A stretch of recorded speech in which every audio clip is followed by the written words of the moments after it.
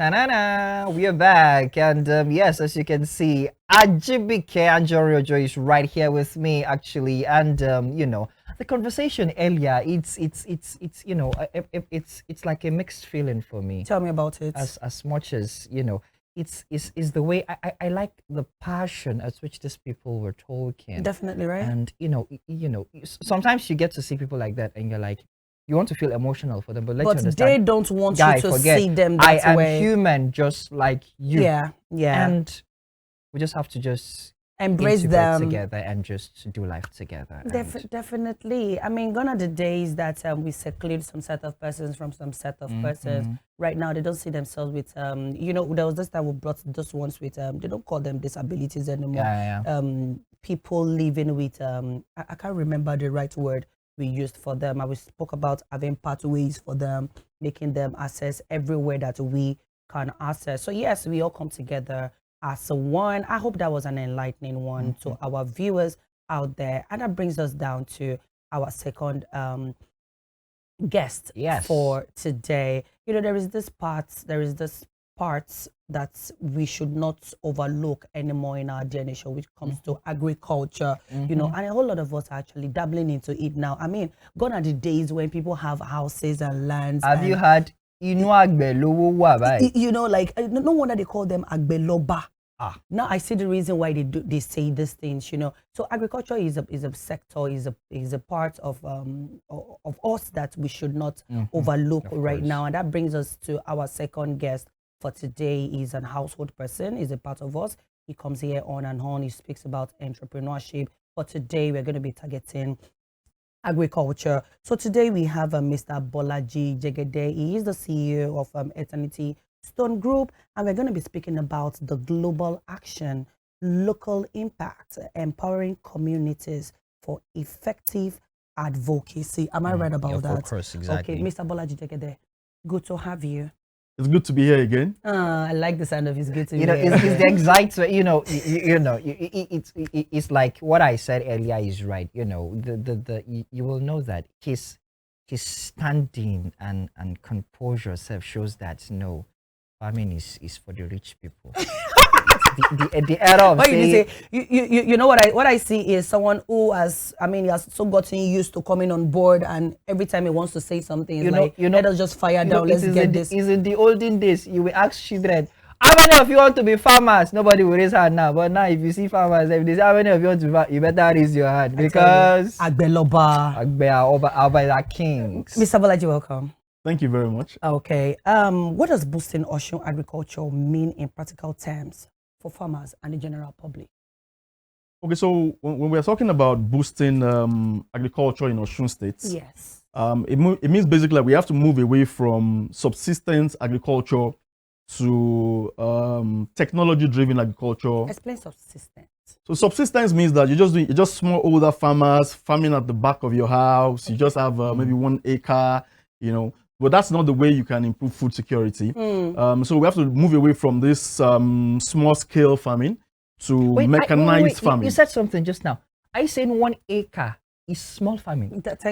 So it's a relative thing. So when you're talking about feeding the state or feeding the country, 1 acre is just is really nothing. Wow. So I just returned from China last month, where we have been discussing a number of things around agriculture with our partners, and you see hectares of land being cultivated at the same time. That's the only way you can really bring about food security. So when you now bring it down to the Osun State, Osun State has a rich agricultural heritage, and but majority of the Osun farmers are small older farmers with small farms, 2 acres, 5 acres here and there.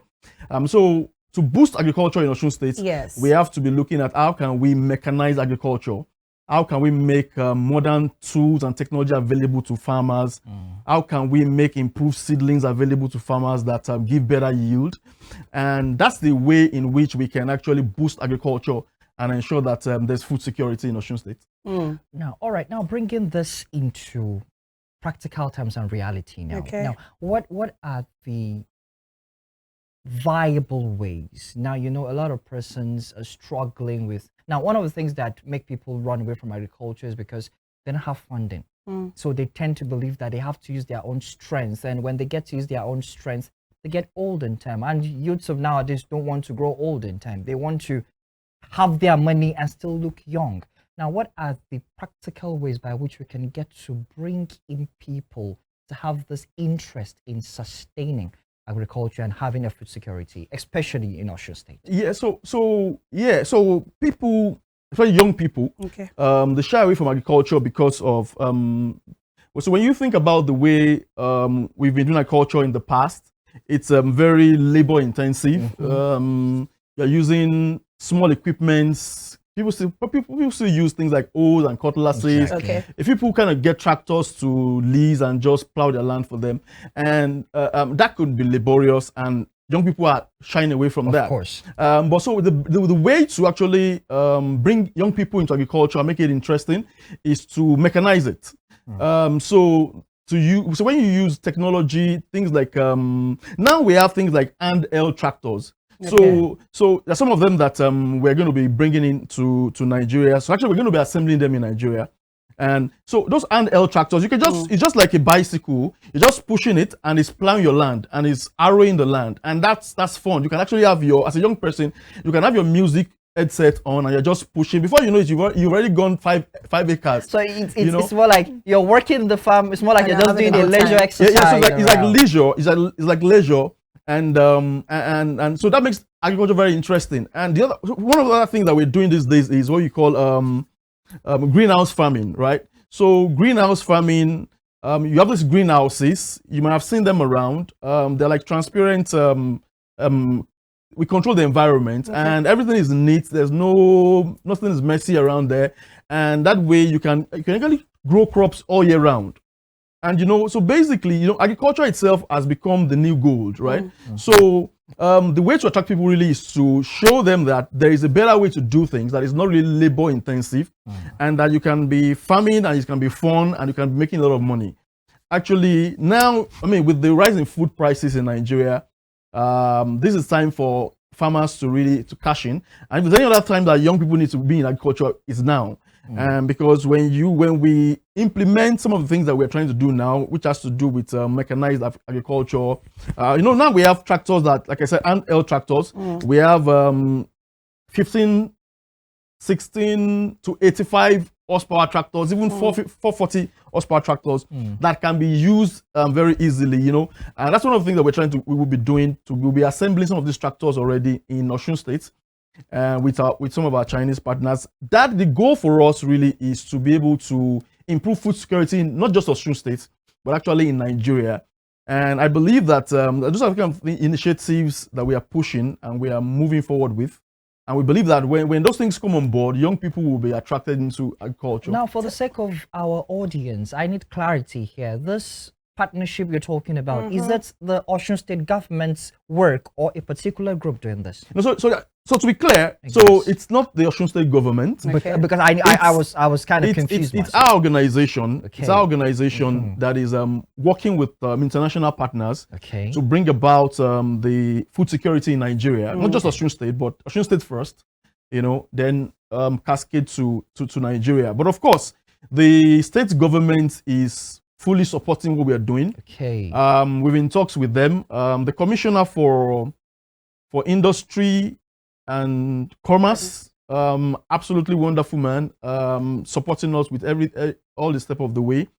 Commissioner for land is supporting us all the way. So basically, that at the government level, we have a partnership, and they are giving us whatever support they can. But essentially, it's a private sector driven initiative with foreign partners. Oh, okay. So I have this here. It has been on my head. Let me just say that. What happens to the local farmers? Because if we are talking about doing it in large scale now, what happened to the large scale farmers? How do they build themselves to get up to that standard so that it doesn't feel like they are being left behind and someone else sidelined and some others are taking over? Yeah, so that's something that we've already taken care of in the way in which we are implementing the things that we're implementing.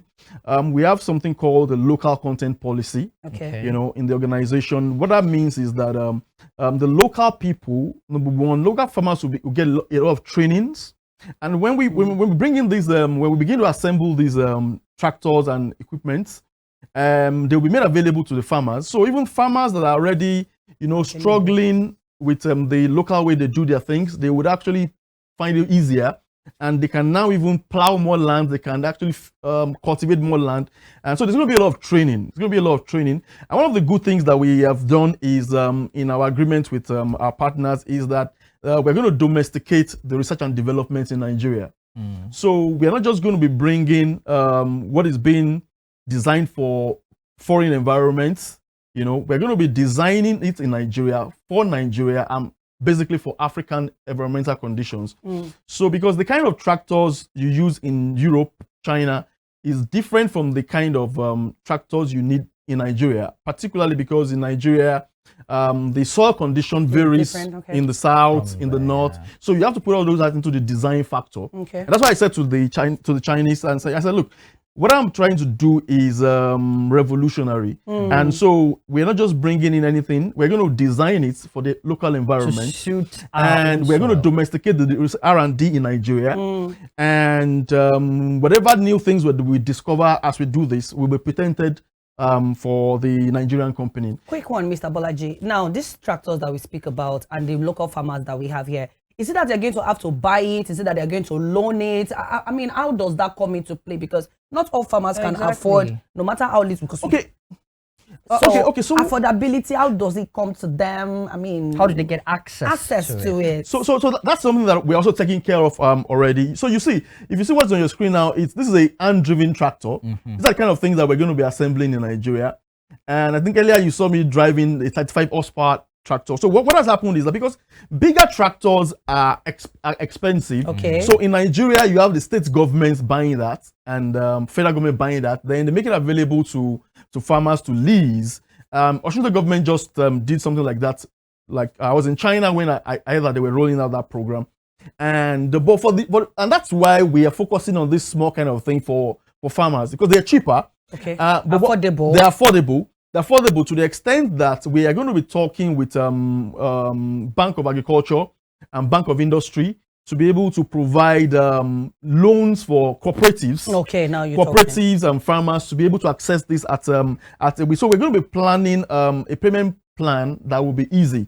So when you look at something like what is on the screen now, this is a 35 horsepower crawler tractor, and this kind of tractors, our target is for the cooperatives. So when you have a cooperative of about 10 people, it's easy for them to when they buy this as a cooperative. So it can work in my farm today, work in your farm tomorrow. So that way, they every time they want to do anything in their farms, they have to go and lease. It now becomes like a modernized. So now we're mechanizing the agriculture for the farmers in Osun State and Nigeria at large. So now when they are able to get this kind of tractors, they don't have to worry about paying for leasing big tractors anymore, because now they can plan ahead. Once they have it as a cooperative, they can you can say, okay, for next 2 days you go use it. The next 2 days is mine. So they can actually plan their plowing, plan their harrowing, plan their harvesting. Fair enough. So we have the local farmers in mind, and actually the local farmers are the ones that can drive it, that will drive it, and not just that will make their life easy. They're going to be a lot of money in their pockets, because also beyond the farming itself, we are looking at also things like post-harvest losses. And we're looking at the technologies that we are going to be deploying to reduce post-harvest losses. We have things like solar-powered cold storage systems that we're trying to bring in to Nigeria. And some of those technologies that will help farmers actually be able to make money, because now the statistics shows that more than even 50% of what farmers harvest gets spoiled along the way. So between the farm and the market, so when you go to market, you see a lot of rotten tomatoes, rotten potatoes, because that post-harvest storage is a problem. And that's an area where farmers are being cheated. Because so when you go to the farm, these are perishable goods, and people take advantage of them. They know that if they don't buy it, the farmer knows that it's going to get spoiled in 2-3 days. So that's an opportunity to cheat the farmers. And the farmers are hardworking people in Osun State and in Nigeria. And so we are ensuring that farmers cannot be cheated anymore.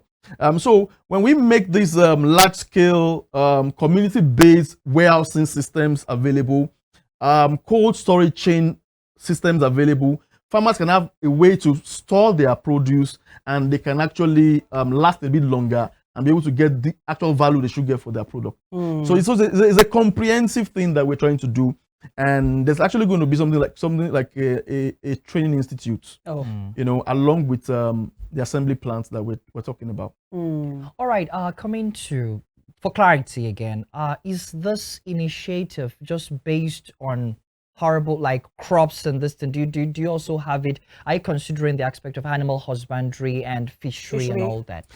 So it's a comprehensive approach, and it's not just about crop farming. Also, there is the aspect of the animal farming, and that's the animal husbandry. And because when you want to talk about food security, it's not just about the crops, it's also about protein. It's also about the animal husbandry. And so there is something along that line that we are doing also, that we will be doing also along the line as things progress, because it's capital intensive in itself. And that's why we've been going around both locally and internationally to get partners to do some of these things. So we're looking at both sides. As a matter of fact, we're currently already planning a fish pressing center that will be in Osogbo. And that way, because some of the farmers that farm fishes, I work with a lot of farmers. I'm a part of the many clusters, because we organize them into teams and help them get funding. And so we have fish farming, for example. So there's a lot of people farming fish all over the place, catfish, tilapia, and all that kind of stuff. And sometimes they're not able to sell when they want to sell. Sometimes they're not able to get good value for what they produce. And now with that fish processing cluster that we're looking at now, farmers can actually come, bring their fish, and it gets dried.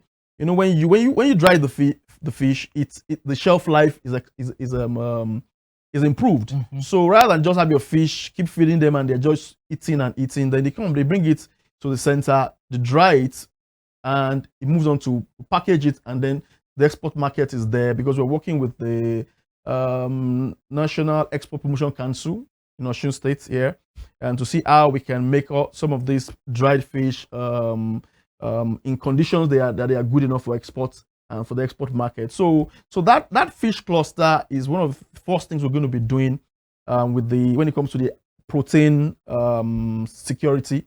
And that way people can get much more value for what they're doing. Because again, it's just like when you look at crude oil. So Nigeria has this crude oil that we're always selling for donkey years. Yes. And then we're not processing. We don't have refining, or our are even working, but now they're working. The idea is you earn more money as a farmer when you add value to what you are doing. So, and that's what we're going to be doing with the fish processing cluster. And people can come in, they dry the fishes, and make them export ready, and actually earn foreign exchange.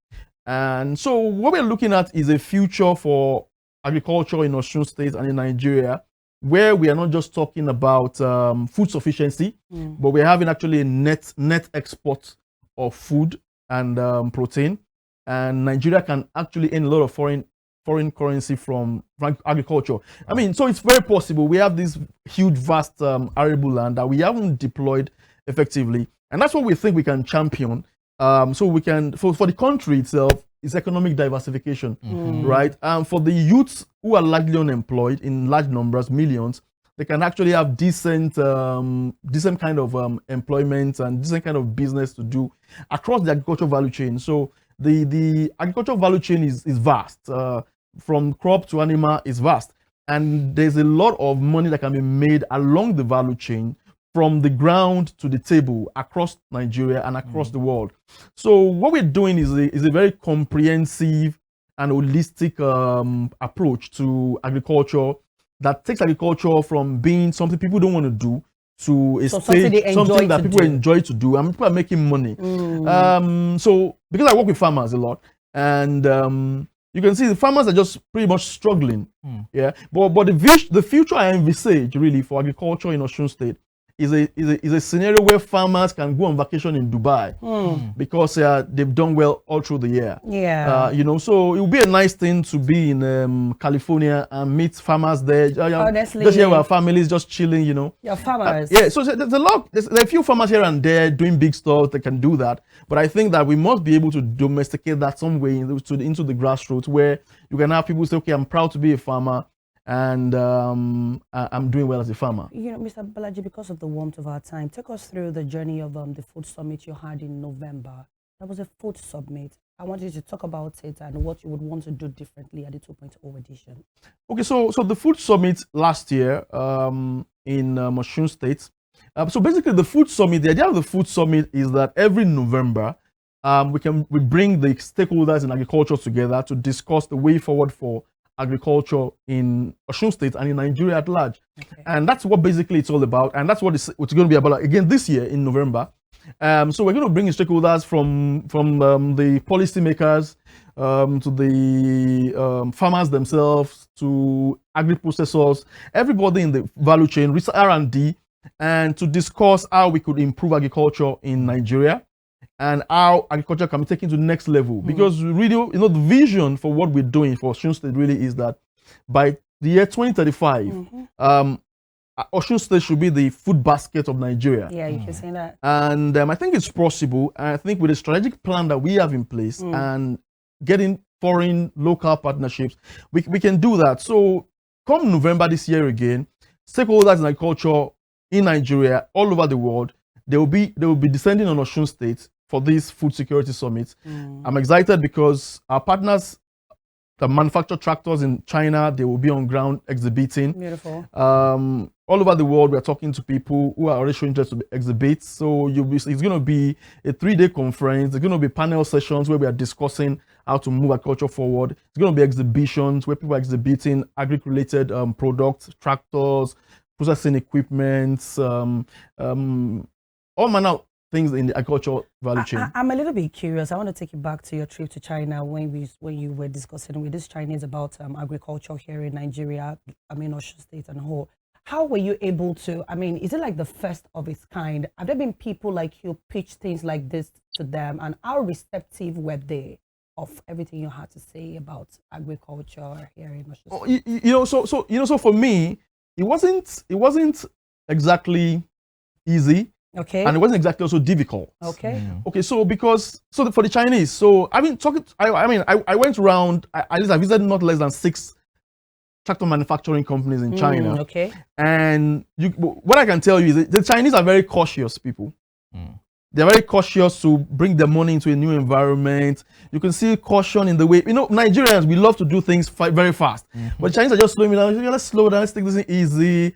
Let's start at a very small level. Because when I'm thinking very big stuff. Yeah. So the Chinese are cautious. They want to expand. Actually, they want the Nigerian market. All of them, they want the Nigerian market, but they are very cautious. So for example, we have the Chinese saying, okay, we are going to take 20% equity in the assembly plant, and they're going to bring the technology. We're going to bring our people to Nigeria. We're going to help you do it, but we don't want to spend more than 20% for now. So basically, it wasn't. But again, they're looking at your credibility. Okay. Because I'm in the oil and gas industry, right? And I've been dealing with the Chinese for 16 years in the oil and gas industry. We just pivoted into agriculture because of trying to solve the national problem that we have. And so one of the manufacturers that reached out to me themselves told me, so it wasn't okay, but we saw that you're trying to do something in agriculture. Can you work with us? We manufacture tractors. I said, I can work with you, why not? So one day I was curious and I said, okay, how did you even get my, because I just saw you were just chatting with me. I said, how did you get my details? I was like, well, they gave me your details at the Africa-China Forum in Beijing. Interesting, I'd never even been to China before. But I've been dealing with China, but I've not been to China. I only went to China for the first time last month. I was like, yeah, so they gave me your details from the Africa-China Forum in Beijing that if you want to do anything in Nigeria, this is the person to talk to. I was like, but so people kind of notice you because I'm online. I do a lot of things and my works are online, over the years. So people are monitoring you. People are looking at you. People actually are looking at your credibility. So I suspect that maybe they've been watching me for a long time and they feel, this guy does things honesty, integrity, and all of that. So talking to them wasn't very difficult because somehow you can, if you go online, you can track the things I've been doing, you know, for the past maybe 20 years, whether it's across the foundation and all of that. So it wasn't so difficult to get them on board. Okay. All right.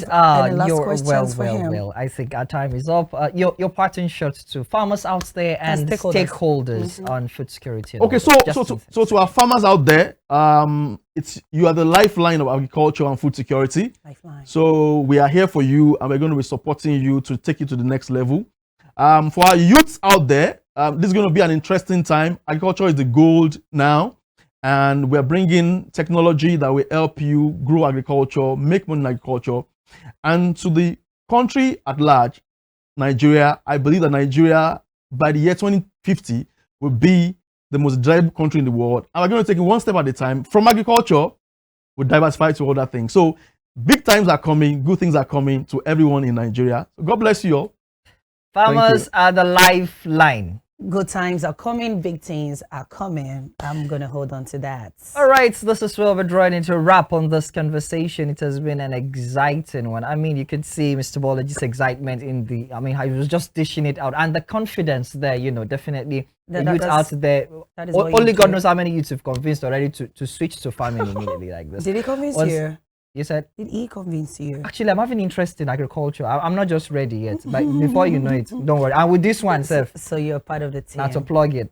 Definitely. Once again, it's a pleasure having you on this show. Thank you very much. All right, our dear esteemed listeners, this is where we're drawing into a wrap on the show. Ajibike. Yes, definitely. And whatever it is you do, remember, time they say waits for no man. At all. And hold on to this. You can't do what no one has done before. But the best thing you can do is carve a niche for yourself and get better at what you do every day. My name is Ajibike Anjorin Ojo, and that is it for today. I am Olufemi Alagbe, and on this note, we draw the curtain. Let's do it. Okay, Bye-bye. Bye-bye.